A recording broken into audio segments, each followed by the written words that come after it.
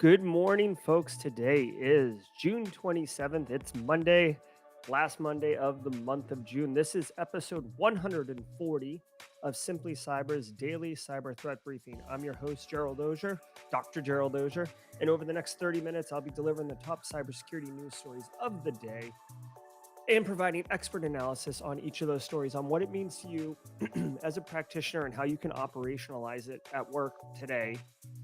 Or if you're looking to break in the industry, this will help you have context around what's going on and how the pieces fit together, and then ultimately just blow the socks off of whoever's interviewing you. Shout out and thanks to this stream sponsor, Barricade Cyber Solutions. Cyber criminals have stolen your company's data and derailed your business operations. Barricade Cyber Solutions will help you resolve this ransomware attack and get your business back on track. The key takeaway here is if you don't have like a plan, like if you don't have incident response capabilities at your business and your small to mid-size org, which is typically the orgs that would not have that capability, it's good to have somebody like Barricade Cyber Solutions at least on warm standby. Like you've had a conversation with them, maybe you've talked about retainer and stuff like that, just so when you do get punched in the mouth, you have a go-to essentially incident response plan, even if it's just picking up the phone and flipping out to Eric. So I want to remind you, if you hold a professional certification such as CISA, CISP, CISM, congratulations on getting it. Second of all, you have to do CPEs, which are continuing education credits. I want to remind everybody that daily cyber threat briefing is worth half a CPE per day. So this right here, half a CPE, that's 2.5 a week, 10 a month. So I would recommend that you document literally the easiest and most enjoyable and definitely value add way of getting CPEs. All you have to do is say what's up in chat. Kenneth Thomas, good morning on LinkedIn. Kenneth Thomas, if he needs to go back and point to it for an audit, he's got it right there. So just say what's up in chat and have it go. To my West Coast people, I see Poner Joe in there. West Coast getting up early. Glad to have you guys join us live on stream. If you're live like Poner Joe, I see 56 of you here. Good morning. Thank you for spending your morning or your evening, depending on where you are, with us getting the daily cyber threat briefing. If you're on replay, hashtag team replay in comments. I appreciate y'all catching it. Definitely appreciate both the live and the replay, folks. I will say two things about team replay. One, I'm out Tuesday, Wednesday, and Thursday of this week. We have great hosts lined up for you guys, so don't worry about the show not going off without a hitch. But I will be team replay Tuesday, Wednesday, and Thursday of this week. I actually got shirts made up. Some of you who were in the squad saw the shirts already. If you are in the squad and you're on Discord, you would have seen it, but I'll be revealing them whenever I get them. I think they're pretty cool, and they definitely rep Team Replay, since I am also hashtag Team Replay from time to time. Now, if you want to jump right to the news, if you're new here, when this screen turns into news, that means that we're off and running. But for the next minute or two, like I always do, I love to have a couple sips of the coffee and say good morning to the Simply Cyber community. So without further ado, let's do it. Good morning, Doug Castle. Hey, Carrie, good to see you. Cybersecurity Central. Every morning's a good morning. Monday, we get to attack the day. David Meese, congratulations on the new job, David. Super pumped for you. Kimberly, always nice in Miami to see you. Axiom Brevity, a regular in the streams. I love it. Hey, Muhammad Abu Baker, good to see you. Good morning. Bill Green, always nice. Scott Bush in South Carolina. I do miss my low country. I'm having a good time in New England with my family, but low country living's where it's at for me. Yeah, Joel Belton hitting the like button. I do appreciate that. And if you're on the fence about hitting the like button, stay with us. And if you get value from the stream, that would be the time to definitely hit the like button. Let me get my chat up here perfectly. I did look at the news stories. There was a big coordinated law enforcement effort that happened over the weekend, but unfortunately it's not in the story, so we don't get the KRS-One sound effect today, sadly. Hey, Mac Wells. Hey, Dan Catledge. Good to see you. Dev Meister, always great to see you, especially on the Discord server. Hey, Mashoud in LinkedIn over there. Guys, if you are watching on LinkedIn, totally cool. You'll definitely get value.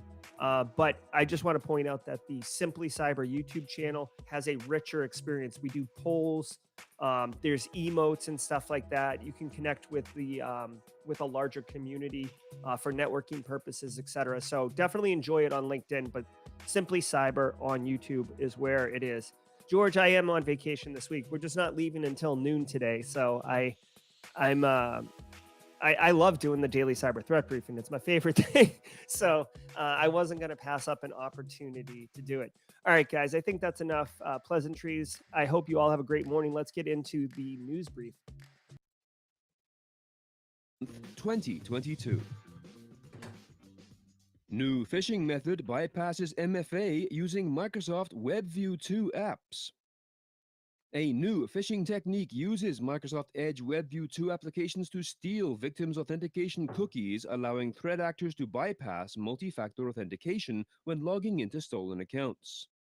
Created by researcher Mr. Docs, this new social engineering attack is called WebView 2 Cookie Stealer and consists of a WebView 2 executable that, when launched, opens up a legitimate website's login form inside the application.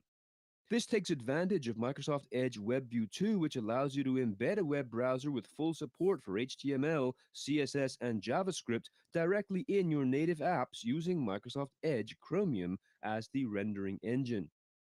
Unfortunately, WebView 2 also allows a developer to directly access cookies and inject JavaScript into the web page that is loaded by an application, making it an excellent tool to log keystrokes and steal authentication cookies and then send them to a remote server. Okay, so this is a pretty serious piece of information here. Okay, where's my screen here? Okay, so check this out.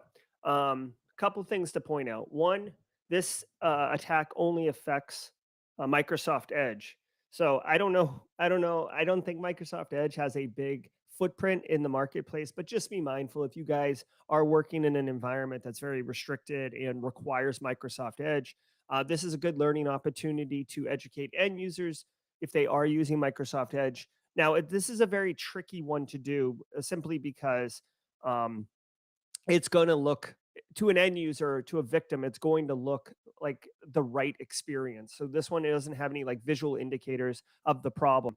Now, a couple of things I want to point out with this particular story. One, Mr. Docs at Mr. DOX. You could check out Mr. Docs. I've seen that security researcher in the past. They've released some pretty good stuff. So definitely, if you're interested in this type of stuff, like novel attack techniques, interesting ways to circumvent modern day security technology, Mr. Docs is actually pretty good at that. Now, if you are going to be using Microsoft Edge, unfortunately, like, I don't know anybody who's a little bit older or been around in the industry for a while. This thing feels like it's ActiveX. Do you remember like Microsoft Internet Explorer had ActiveX and like a whole host of hot mess problems came out of it? Essentially because it allows you to integrate and make more kind of rich immersive experiences, but it gets weaponized instantly. This web view 2 thing basically allows you to embed um, um, a web browser into your apps, right? So you get that nice, rich kind of web 2.0, borderline web 3 type experience. But the problem is, obviously, you're hooking into all of these capabilities that a modern web browser actually has, but it's baked into an app. So end users may not know. So a bit of a risk there. For me personally, I don't like Edge.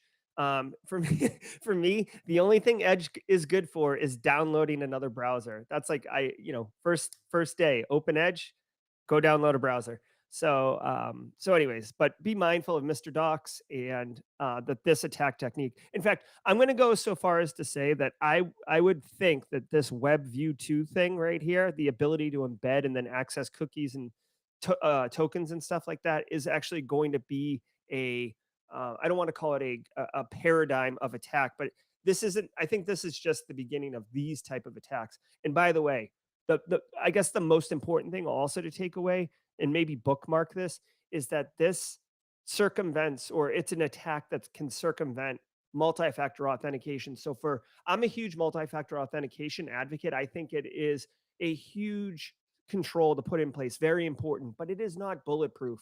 And a lot of people go with these ultimatums like, oh, like we have multi-factor, we're invincible. It's like, no, you've just raised the bar of difficulty for the threat actor. And hopefully they get frustrated and they move on to someone else, or they are unsuccessful. But it is by no means a total solution. Russian threat actors may be behind the explosion at Texas liquefied natural gas plant.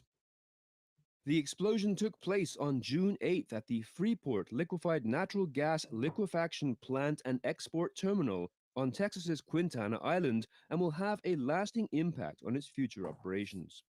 Preliminary investigations suggest that the incident resulted from the overpressure and rupture of a segment of an LNG transfer line, leading to the rapid flashing of liquid natural gas and the release and ignition of the natural gas vapor cloud.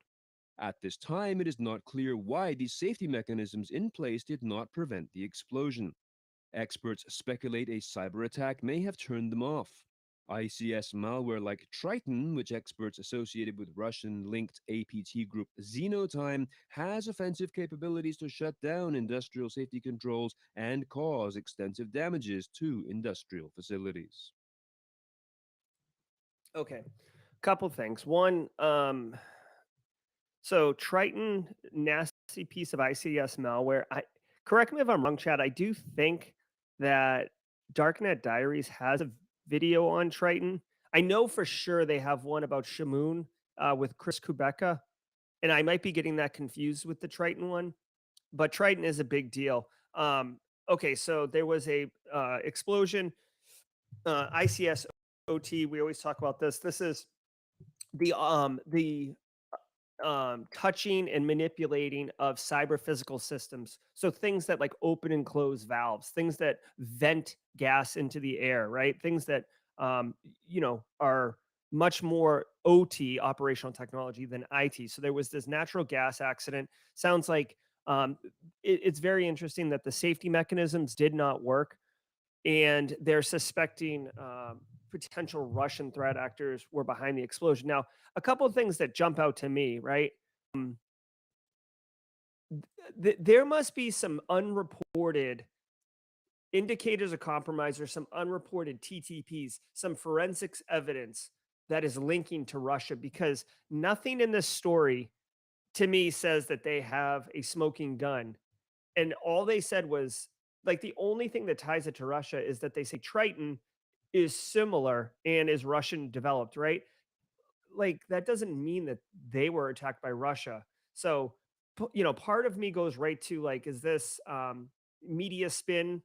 Um, because it doesn't seem grounded in any type of evidence to support that it is hooked to Russia. And then the other part of me is like, if you're going to make a bold claim like this, then there has to be some smoking gun that they're just not putting out in the news, right? Maybe they're still doing the initial investigation, the initial forensics. Maybe they've uncovered a new piece of malware that's particularly nasty, and the department of justice or the NSA or whoever's involved, the FBI, they don't want to tip their hand that they've actually got that piece of malware, or they're following back to the C2 server and seeing if they can hack back, right? There's a couple different things here. But the fact that this says Russia linked, and there, like, as far as I could tell, there was no evidence associating that other than a similar piece of malware Russia did, is a bit of a jump, right? So I don't know it's for the clicks or what, but um, having said all that, this is kind of scary, right? I mean, obviously, you can blow up a natural gas plant. That's people can get killed. You can obviously damage the energy grid. You can put people. Right now it's about to get summer. There's like a heat wave going across Texas.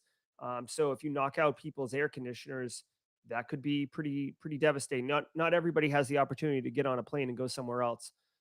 So, anyways, hopefully it was just a rundown situation, right? A lot of OT is actually run down and running Windows XP embedded, etc. So it could be that. Google reveals sophisticated Italian spyware campaign. Actually, yeah. So Jim Wales actually just said if this is verified, potential act of war.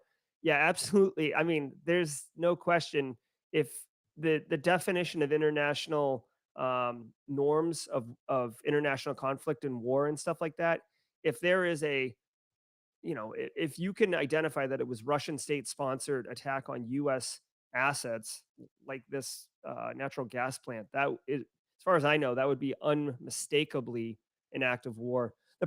I don't want to say the problem, but like, um, if you study if you study this type of stuff, Russia has been doing this to it did it to Estonia in 2014. It did it to Ukraine in 2017, just like straight knocked it off the map. Um, and it was never considered an act of war because there would be proxy, criminal organizations operating presumably without the Russian state sponsored orders. But then if you look at it, they're operating with immunity, which is like kind of a wink, wink, nod, nod. It sure would be nice if Estonia just got knocked offline. Um, so, anyways, yeah, there's a great book. Um, oh God, I read it a couple years ago. I'll pull it up if I can remember it. Just around international norms of warfare in the cyberspace, and specifically around how Russia has skirted those. Targeting victims in Italy and Kazakhstan. The little-known Italian spyware firm RCS Labs worked with unnamed internet service providers to install malicious apps on targets' phones in Italy and Kazakhstan, researchers with Google's threat analysis group said on Thursday. The spyware, dubbed Hermit, is modular surveillanceware. In some cases where ISP involvement wasn't possible, Google researchers said the firm sent fake warning messages to targets telling them to link to restore access to a popular messaging app. The memory corruption exploitation at work in this attack is akin to the forced entry zero-click exploit exposed last year and developed by Israel's NSO group. Cyber attacks. Okay, so this is, they say NSO group just to kind of tie it in, but basically there is a security research firm, much like NSO group, making cyber weapons out of Italy, and basically they're for sale and they're targeting Italians and Kazakhstan citizens. A couple of things that are interesting to me here. One, okay, so they're writing mobile malware. That's fine, and I'm not super surprised or stunned. What does surprise me is that this is a private business, I would assume, Italian spyware company, Italian malware company, right? They write cyber weapons. Here's the weird thing. They worked with internet service providers to install the malicious apps on the target's phone. Think about that for a second. That's collusion. Like, in order for, like, say I have like this piece of malware, okay? And I need to install it on Kimberly's phone. Normally I would have to trick Kimberly, like, hey, here's a text message, Kimberly, or here's a new app update or whatever, socially engineer Kimberly. By working with the ISPs, it got pushed directly to them, and I don't fully understand because all the ISP is doing is providing network connectivity. So I don't know if the Italian spyware company basically used the social authority of the ISP for the victim, i.e., like, hey, this is AT&T, just letting you know that we've updated your service. Here's a new app you got to download or whatever, right? So, like, wearing the ISP for social proof. I don't know, but to me, that's really bizarre that like another entity would get involved. So either they're being told at the government level that you will do this, they're being paid handsomely to basically compromise their own customer base, which is pretty deplorable. Or three, and I didn't go into the story, but three, in this hotly politicized environment we live in right now, it's possible that whoever runs the ISP had an alignment with whoever was wanting to install this malware on these victims because the victims were, you know, dissidents of whatever the ISP was into, right? So, so these are three theories that I have. I just find it bizarre that the ISP got involved with pushing the malware. Um, so, anyways, just be mindful, guys. And also, they said where the ISP wouldn't work, they would send a fake phishing message to the victim and say, "Hey, you've got to install this thing. There's an update." And off it goes. I do want to point out too. I did a little research on this over the weekend. This is obvious, like Android. It's like so easy to push malware onto people's phones, but it can happen on Apple devices too. And if you're like, well, what about the walled garden? So there is capabilities to like put test apps on phones, right? It's called like Test Pilot or something like that.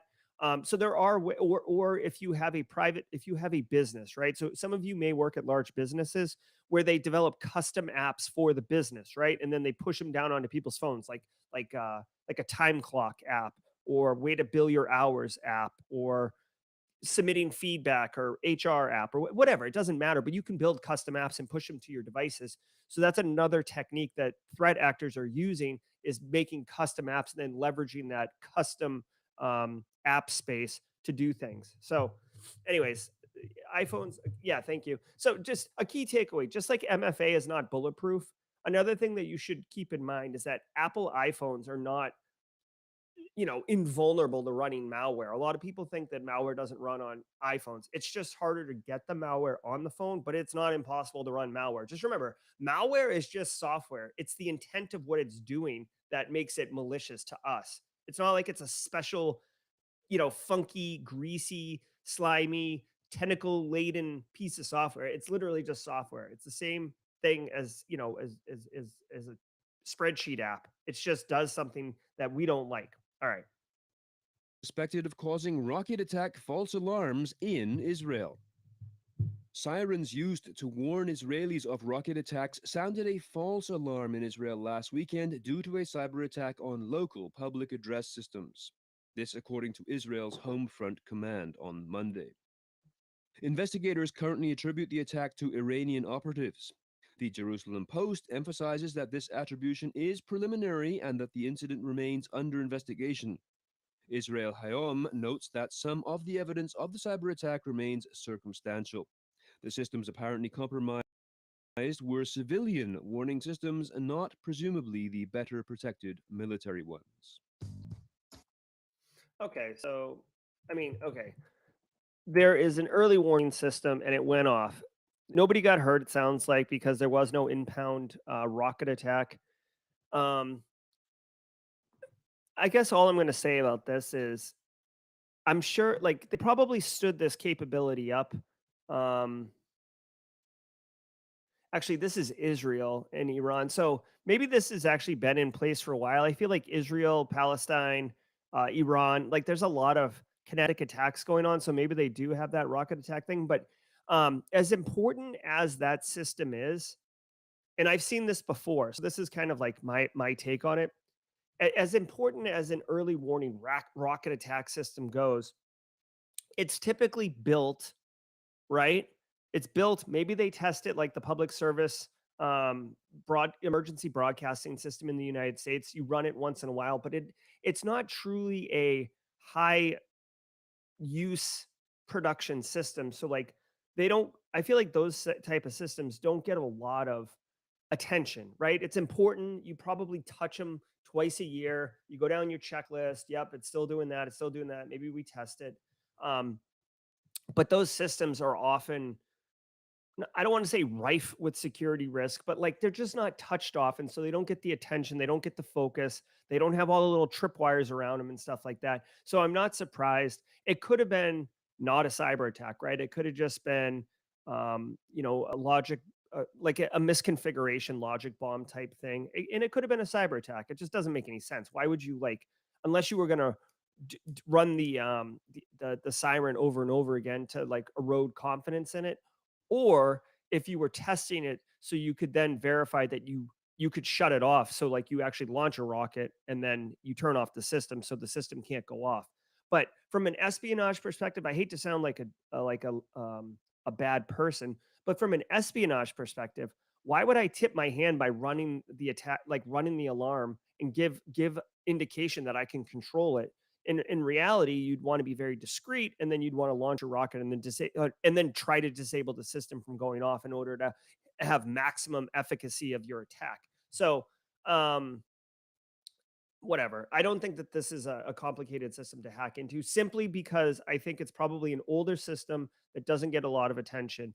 And just to point it out too, I don't know if you guys remember, but like a few years ago, there was like like an inbound intercontinental ballistic missile warning that went off in Hawaii that was a complete false alarm too, right? So these things happen. This isn't. It's not. It's like between this and the Texas Petroleum thing. Like, are we just gonna assume everything's a cyber attack now? Like, I get that cyber is more pervasive and everything, but like, there's no like just because it's a technology system doesn't mean it was cyber attacked every time it does something that wasn't expected. Um, anyways, okay. Thanks So to let today's all right. So let's listen to today's sponsor, Compliments of CISO series. episode sponsor, Optiv. The modern enterprise needs a solution as unique as its business. Optiv's advanced detection and response works with your organization to comb through the DNR clutter and find the ideal security solutions for your business. ADR delivers tailored detection and response backed by technology, real-time intel, and deep expertise applied at touch. Bottom line, ADR finds and neutralizes threats fast so you can focus on what matters. If you would like to learn more about Optiv ADR, please visit optiv.com/ADR. That's optiv.com/ADR.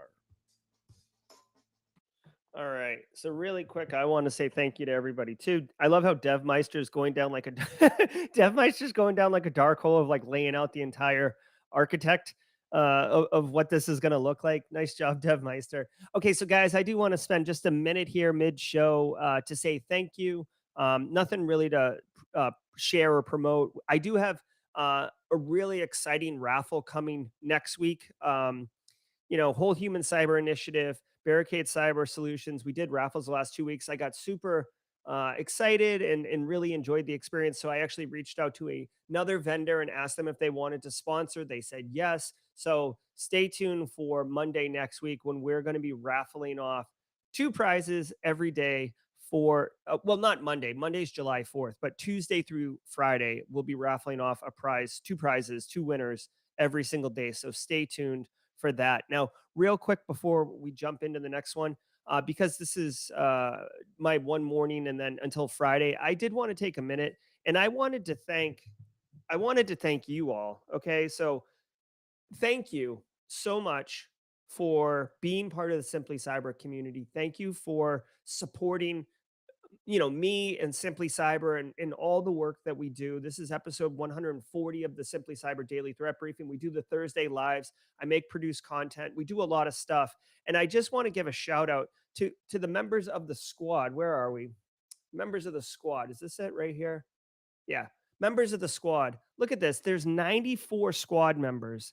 And going all the way back to the OGs of like Base, Jax, Casey, Stacy Feldman, you can see like the color coding here. 7 months. They're going to be getting that rich, true Simply Cyber blue here in a few months. But Joshua Smith, Palan, Anna Lynn, like so many of you have been here, Jess Bishop, George, Chinyuri, Elizabeth Sneed, like so many of you have been here for so long. And I just want to recognize you and let you all know that like I genuinely see you and I'm doing everything I can to continue to make this a great experience and improve upon it and really deliver value. So it's worth your time to spend your morning with all of us. So thank you. I'll just leave it at that. Thank you very much. Log4Shell exploits still being used to hack VMware servers, according to CISA. CISA warned on Thursday that threat actors, including state-backed hacking groups, are still targeting VMware Horizon and Unified Access Gateway servers using the Log4Shell remote code execution vulnerability.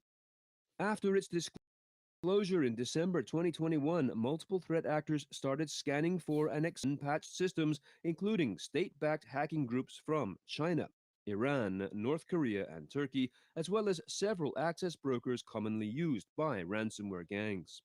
This joint advisory was made in accordance with the U.S. Coast Guard Cyber Command. Carnival fined. All right. So this is, I guess, I mean, to me, I almost feel like this is just an update on Log4Shell. This came out in December of 2021, so it's been out for about 6, 7 months.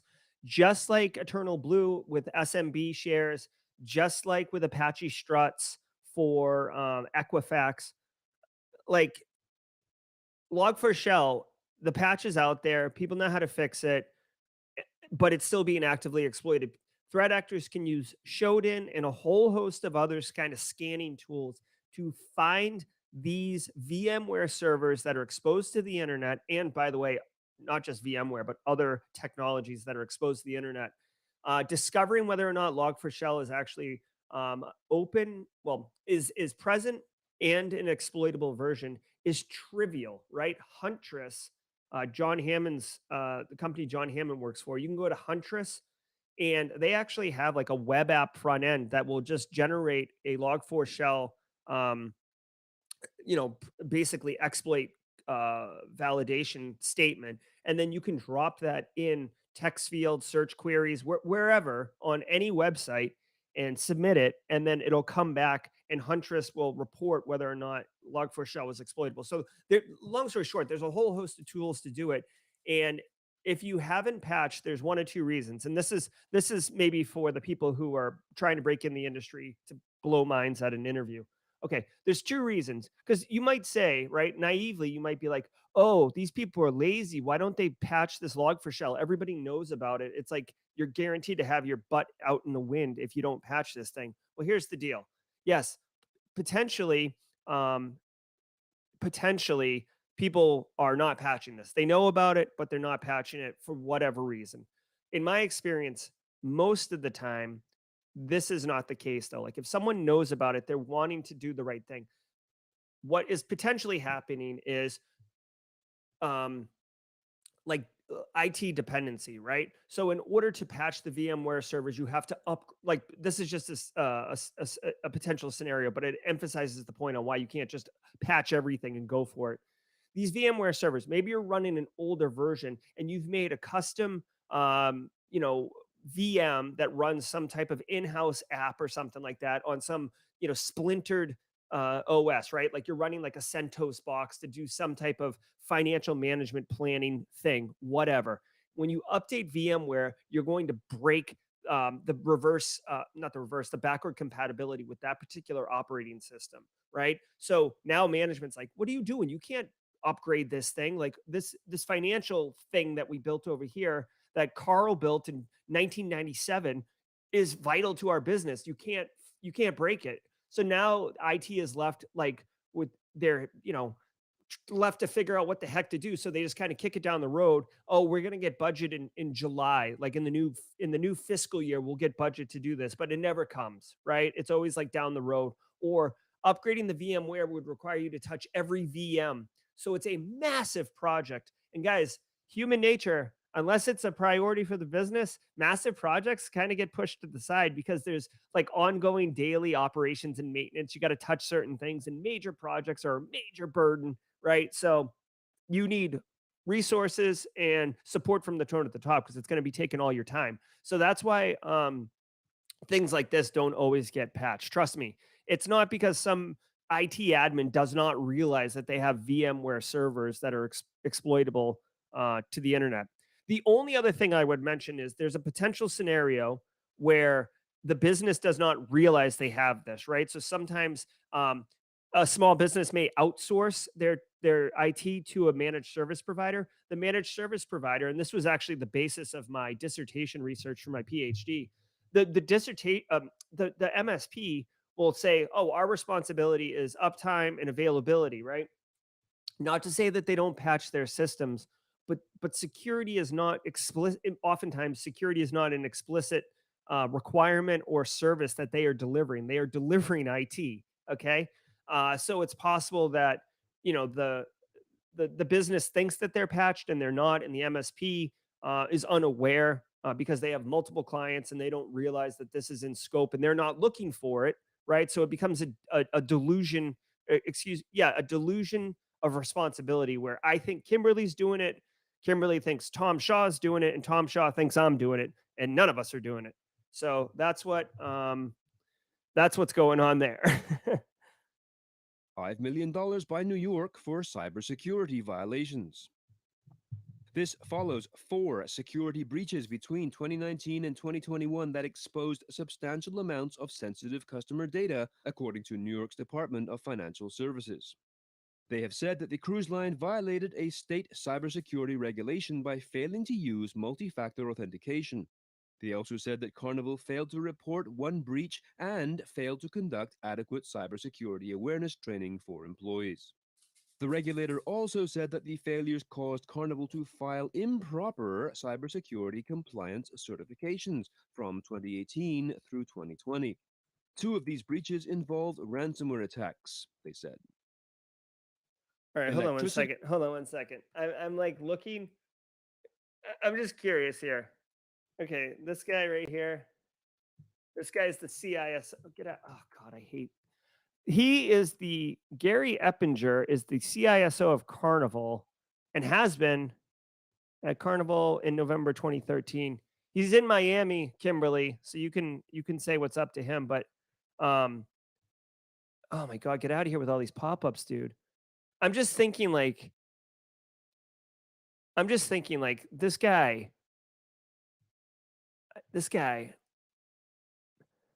I don't know. Here's my thing. Okay, so check this out. Carnival Cruise getting slapped around. It says New York, right? But it sounds like there was actually a class action lawsuit with 45 US states, right? So 45 states. Hey, Isaiah Chua. So 45 US states basically sue Carnival. Here's the deal, right? Here's the deal. They had four breaches. One they didn't even report, affected, you know, a lots in clients or victims, right? Wherever you want to say their customer base. I don't know what the numbers were, but dude, four breaches, one after another from 2018 to 2022. You're getting slapped around, brother, and you need to like you we like come on, let's bring it in tight. Let's like cybersecurity family, right? Let's please like it just like I can't believe that they're just getting slapped around. And then this $5 million fine, I don't know um what the annual revenue is for a Carnival Cruise Line. So maybe $5 million isn't really that bad. You guys got to think about that too. Like what's the percentage of it? Because if it's not super painful, it's not going to have a significant amount of effect. But dude, if I was this guy right here, right? This is the CEO, Arnold Donald. If I was Arnold Donald, I'd be asking Gary, like, Gary, what are we doing here? Like, you know, and that's not to say you're not going to be breached, but four security breaches from 2019 to 2021. So in 2 years, four significant material breaches. Significant is obviously a subjective term, but I have to imagine that. Oh wait, I'm sorry. I'm like highlighting stuff and you guys can't see it. I have to imagine that they got hit. Okay, here's the final thing I'll say about this. Typically, fines like this come because of negligence, right? If you have a breach and then you want to, most businesses will invest heavily into cybersecurity following a breach. Um, when you don't, these things happen where you have breach, right? That's not good for business. And typically, when investigators come in to understand what the heck is going on, if you are not making improvements, like if it's just business as usual, they usually give you fines, right? You see this a lot in with HIPAA fines, right? Typically, if you ever see HHS OCR issuing a HIPAA financial fine, it means that the company was being pretty much negligent. Like they got caught and then they didn't do anything to fix it. Oh, DevMeister showing that their revenue was $20 billion in 2019. So I'm not really great with the math, but $5 million sounds like a tip jar. You know what I mean? So maybe Gary's okay. Maybe Gary's okay, and he's not going to get in trouble. But it doesn't sound good. If I was Carnival Cruise Lines, oh, here we go. Sean Kenny nominated to CIO. That really should. That's interesting that Gary's boss is the CEO and not the CISO. Anyways, here's his LinkedIn. Let's check out Gary really quick. Down in down in Florida. All right. Oh wait, hold on. Ah, okay. So actually, this makes a lot more sense, guys. Hold on. Can you guys see me? This makes a ton of sense. Check this out. You guys are going to love this. Here, let me close my messages and all that stuff. Look at this. You ready? You hold on. I'm operating with like a small desk here. Check this out. This is Gary. Gary, this is Simply Cyber Community. Gary was the CISO, was at Carnival. Remember it said 2019 to 2021? What happened to Gary? Gary was the CISO until May 2021. So what I have to assume is the fourth breach was a resume generating event for Gary. This makes a lot more sense to me. Like I just told you, how could Arnold Donald not hold Gary accountable? $5 million doesn't really affect the revenue, but geez, like it's not good to like the only time that you see Gary at the water cooler is when Gary's telling you that you're having a breach. So not surprised about this. Anyways, that's okay. I will tell you this other thing, and this is kind of perverse, but it's a reality. Um, in our industry of information security, even when you're a CISO and you suffer a breach, it's actually not a bad thing, right? Hear me out, okay? If I'm a CISO and we go through a major breach or four, like Gary, you can say at your job interview, hey, like I've been through dark days, I've been through breaches, I've worked and had to deal with incident response and high anxiety situations. I've lived through that. So if you hire me as your CISO, not only can I build you a program, but I can also deal with it when the crap hits the fan, right? It literally is a selling point. I, so way to go. Woo, cybersecurity. We win. We win. So even when we lose, we win. So that's another great reason to work in this industry. You should not be seeking, you should not be seeking compromises and opening your hospital gown up to be attacked, just so you can get that experience. Trust me. Okay. Used to mine Bitcoin plummets as crypto crisis widens. The amount of electricity consumed by the largest cryptocurrency networks has decreased by up to 50% as the crypto winter continues to eat at the incomes of miners and financial contagion spreads further throughout the sector. The electricity consumption of the Bitcoin network has fallen by a third from its high on June 11th down to an annualized 131 terawatt hours a year, according to estimates from the crypto analyst Digiconomist. As a point of reference, a single conventional Bitcoin transaction uses the same amount of electricity that a typical US household would use over 50 days. Okay. So this is a good thing. Again, you guys know that oh my God, I'm so sorry about the screen here. Listen, I've been railing against crypto for a while, because that's how I feel about it. People have been freaking out and losing their mind about this like sub element. Oh, you know what I just realized? Guys, Monday morning, right? Am I right? I forgot that I have this layout for y'all. Listen, people have been freaking out about the amount of electricity and how it's taxing the grid and how it's, environmentally damaging. Some people actually open like mining farms up in Greenland where it's freezing cold in order to control the heat and everything like that. I haven't heard the term crypto winter, but I'm going to admit I love it. I love it. So there's a crypto winter right now. Basically, all of the value of cryptocurrencies are imploding. They're sinking, and it's like this weird cycle, snake eating its tail. Of as the value goes down, people start selling because they're selling. The value goes down. People lose their mind. They sell. It goes down. So like there's like this massive crash in the crypto market right now. But because it becomes less and less financially reasonable to spend the money on electricity in order to mine coins, um, people are doing it less and less, right? So this is actually really good for our society as far as like protecting the environment and stuff like that. So happy to see that, but it's just going to take like one spike of Bitcoin back up for people to like flip out. They've got all the hardware and stuff like that. They're just turning it off um, until things improve, right? So that's where that is. Real quick, Ed says recent LinkedIn claims CISO shelf life is 18 months. That is true. 18 to 24 months is a standard career for per job for CISOs, and I could explain exactly why it's 18 months. If you guys are interested, I could just do a live stream one day and explain that. There's a really well thought out explanation because I've seen it multiple times. I've done it myself. Like there's a clear reason why.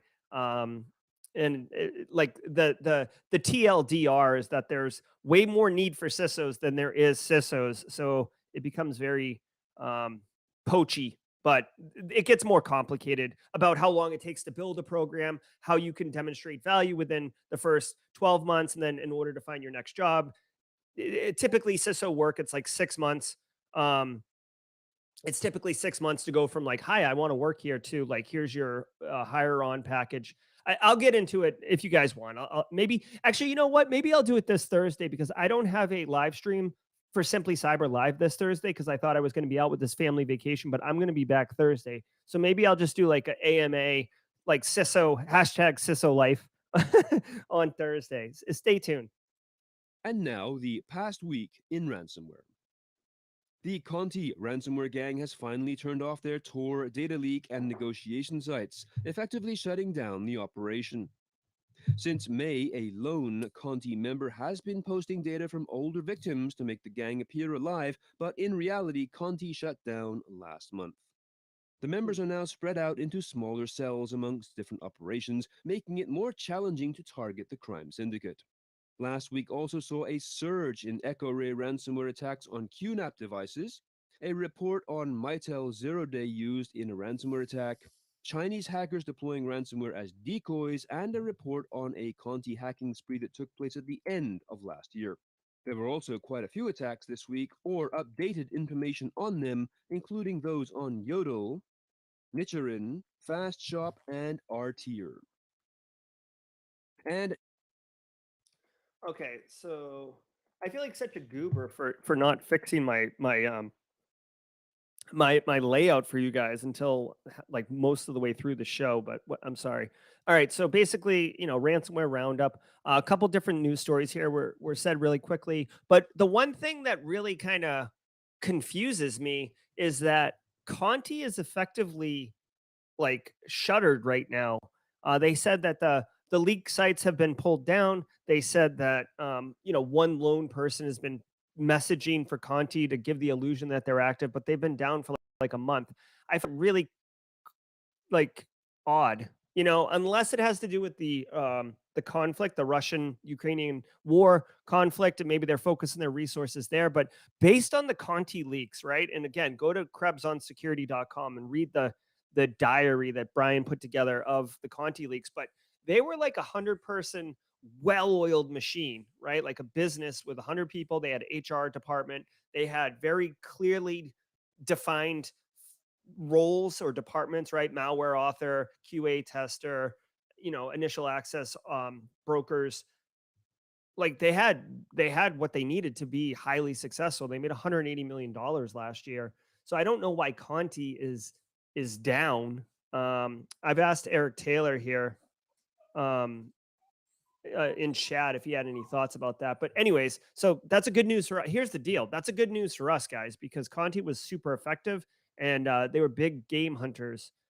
So if they got you, it wasn't good. In fact, I guess their most recent well, I hate to say success story. I hate to give any positive light, but like they attacked the Costa Rica country, and that was they didn't get paid on that one, as far as I know. Costa Rica told them to pound sand, but I mean that was a major attack, and that was just the other day. So, anyways, and then the other story here again, I need a QNAP sounder, but they said that ransomware attacks on QNAP devices.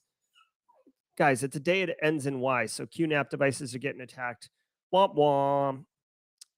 Whatever. So QNAP's gonna get QNAP'd. Um, so that's the deal. It just you can just go to these ransomware stories and bookmark them. There isn't much to tell your end users, and it's just be mindful, right? At this point, protecting yourself from ransomware is it's a best practice. You need to follow all the things, the protection mechanisms, the you don't really need detection mechanisms because it's ransomware. The threat actor is going to tell you that you've been compromised. So you need protection, a little bit of detection, and then more importantly, response and recovery. You need to be able to verify and validate that your backups can work, that you need to be able to recover quickly. You know what order to bring systems back up on. Um, so, yeah, there's a couple other things about that, but I won't get into that.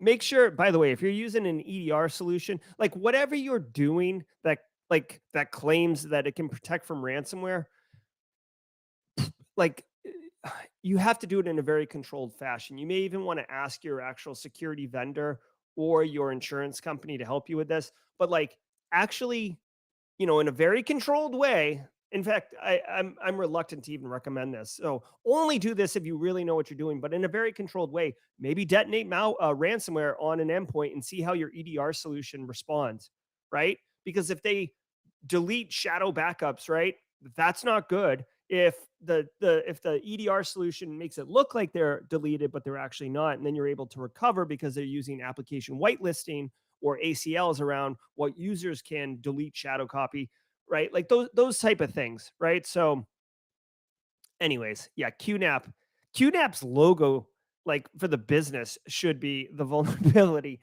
God, those people are regular. So I'm not going to play the audio, obviously, because that's going to totally dork up all of my. I'm not going to play the music because it'll dork up my audio, and we don't want that. Okay, guys. So that's going to do it for this day's episode of the Daily Cyber Threat Briefing. I want to remind everybody from a production perspective, I will be out Tuesday, Wednesday, Thursday. You do have great hosts. So definitely tune in tomorrow at 8 a.m. for episode 141 to find out who your host is and just to have a great time. Thank you. I'm very much looking forward to this. I'll be spending some time with my family and some close family friends, another couple that has young kids that are our kids' ages. So um, it'll be a good time. Guys, hit the like button if you got value out of this. Obviously, I will be back Friday. Well, I might be back Thursday for a live stream around why CISO is 18-month shelf life. So stay tuned for that. But at worst, I'll be back Friday morning at 8 a.m. to round out the week. But other than that, I'll be on hashtag Team Replay Tuesday, Wednesday, and Thursday. So look for me in the comments with hashtag Team Replay. That's going to do it, guys. Thank you, everybody. Have a great day. Stay tuned. If you don't know about it, simplycyber.io, great website full of free resources and pretty much all of the stuff kind of curated around the Simply Cyber community. So definitely some value there. Take a good look at it because I'm having the website rebuilt. So this is going to be going away. It's probably its last week of life. But all of the great resources will be available to you in the new version of the website. It'll just be a little bit prettier and a little bit easier to navigate. That's going to do it. Thank you, everybody. Have a great, wonderful day and enjoy your guest hosts as I will be tomorrow at 8 a.m. Cheers.